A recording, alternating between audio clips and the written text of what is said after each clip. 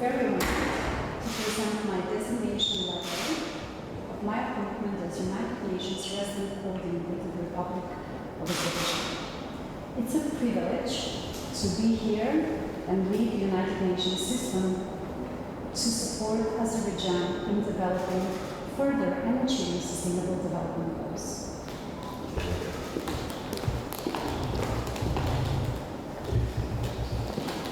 Welcome, I'm very glad to see you. I wish you a pleasant stay in Azerbaijan. As you know, Azerbaijan has always been a very active member of United Nations, and we've been even elected as a non-permanent member of Security Council some 10 years ago by very large support of international community. 155 countries supported our candidacy, and that was a demonstration of international reputation of the country and active foreign policy. And during 2 years of our chairmanship, we initiated important issues and addressed important global issues which were on the agenda of international community. And of course now, as a chair of non-aligned movement, which is the largest after United Nations international institution, we play an important role in international affairs and also support United Nations Secretary General's initiatives, especially on fighting COVID. And as you know, we, as a chair of NAM, initiated a special session of United Nations General Assembly devoted to coronavirus in the end of last year. And that was also our contribution to the global fight against this disease. And also, in national capacity, we provided assistance to more than 30 countries, financial and humanitarian, and also shared the vaccines with the countries which needed our support. So this demonstrates our agenda as a responsible member of the international community, and within our capacity and our potential, we try to contribute to the cause of peace and security. With the United Nations, our active interaction with institutions started as a result of Armenian aggression, and 1993 was a year where those famous resolutions of Security Council were adopted, which were a very positive step, very promising gesture of support and addressing the Armenian aggression. And the demand for immediate, full, unconditional withdrawal of Armenian troops from our internationally recognized territories was a very important political gesture of Security Council. But unfortunately, these resolutions were not implemented.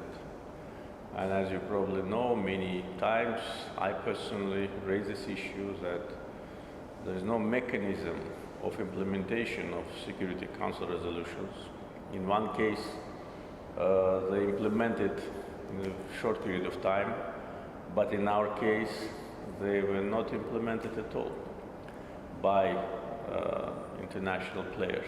And especially what was of concern and was difficult to understand by Azerbaijani society, that those who adopted those resolutions, 3 out of 5 permanent member states, were the countries which were and still are the co-chairs of the Minsk group of OSCE. So they themselves adopted those resolutions, and they had a mandate to facilitate implementation of these resolutions, but unfortunately 28 years of the Minsk group were the years of lost opportunities. On many occasions I raised the issue of imposing sanctions on Armenia. because I thought that that could be the way how to avoid confrontation, avoid war. We wanted to resolve this issue peacefully. And speaking last year at the General Assembly, just several days before the war, I was warning international community that Armenia is preparing for war. That were not just say words for the sake of propaganda, that was a realistic analysis of Armenia's behavior in the months prior to the war. And unfortunately, I was right. So if sanctions were imposed on Armenia on time, if Minsk Group co-chairs, three leading countries of the world, used 5% of their potential to persuade or to force Armenia to withdraw its occupation forces, then the war wouldn't have happened. Therefore, the responsibility for the war not only lies on Armenia, but on those who could not or did not want to force them to comply with international law. Therefore, Azerbaijan implemented these resolutions itself within international law norms. We restored justice, we restored international law norms, we implemented United Nations Security Council resolutions ourselves, and we acted in accordance with UN Charter. Chapter 51 recognizes the right for every country for self-defense. So we used all the existing international instruments to restore our territorial integrity. So now the war is over, the conflict is resolved. There's how to say, nothing to talk about what happened. We need to look to the future. And of course, our main concern now is the restoration of destroyed territories, which are in full devastation. And of course, we count on the future cooperation with United Nations on these issues related to humanitarian situation, issues related to our plans with restoration of the liberated territories, because we'll need more interaction with UN institutions. As you probably know, we also are in contact with UNESCO, and we've been waiting for UNESCO for almost 30 years. And I don't know whether you know it or not.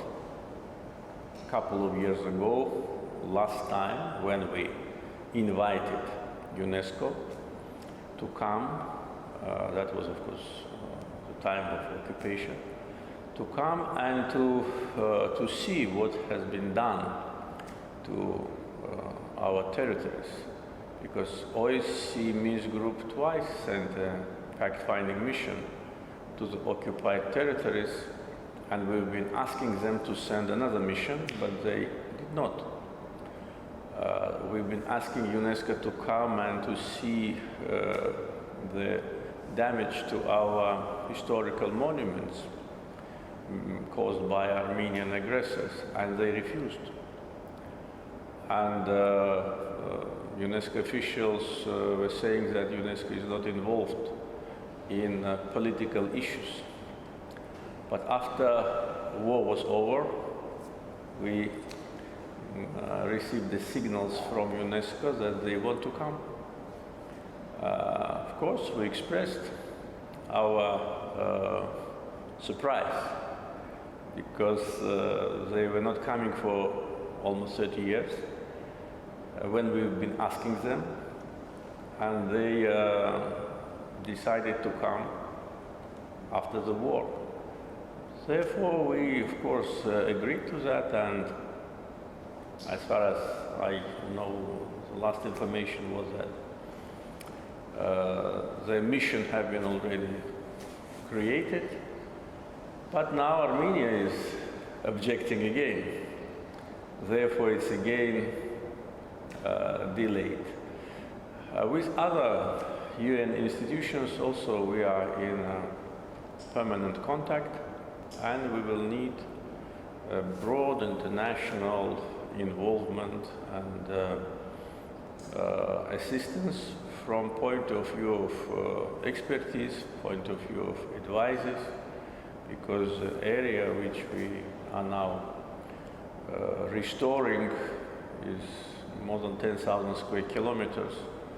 And of course, we are in touch with the UN High Commissioner for Refugees Office, and we are planning to resettle the former refugees as soon as possible, but the main problem is landmines and total devastation. So we'll work with United Nations and its institutions in good faith, as good partners, in order to achieve our main goal of restoration of liberated territories, and we count on very active involvement of your office in Baku. So welcome once again. Thank you, Mr. President. United Nations and Azerbaijan have been friends for 29 years now. Next year we're going to mark the 30th anniversary since Azerbaijan has become a UN member state, but also 30th anniversary since UN has opened an office in Baku. So there is a lot to celebrate, but reflect as well. And I think the last 18 months have been unprecedented. COVID-19 has been a global crisis, and many nations have been struggling. And I want to commend you and the government for developing a very robust national COVID-19 response. But as you have mentioned yourself, this has been a moment where we really had to make sure that there is a renewed commitment to multilateralism and shared responsibility.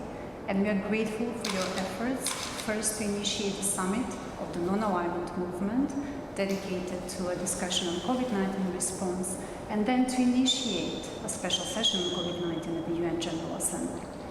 Vaccinations rate in Azerbaijan are again one of the most promising within the region, and the UN stands ready to help, as we have already done over the last 18 months. We have managed to support procurement of more than 4 million personal protective equipment items. We have invested in training, together with the government, of health workers, and more than 3,000 beneficiaries went through this training. And there is a public campaign on COVID-19 prevention that has reached more than 1 million people. As you have said, that was not the only challenge that Azerbaijani people had to go through over the last 18 months. And we do hope that the trilateral statement that was signed on 10th of November will be really a springboard for a long-lasting peace development, a new era, both for peace and cooperation in South Caucasus region. From UN side, we supported the government in December to do an assessment in Karabakh region, and we have mobilized immediately $1 million to support Anama with clearance of 6 districts along the former line of contact. We're going to continue to support national capacities for demining, as we do understand that this is a priority. And we also, on UN side, coordinating with both World Bank, EU, and other international partners to have a fund that is going to continue to offer training both for Anama, but ensuring that there is a state-of-the-art in the demining process.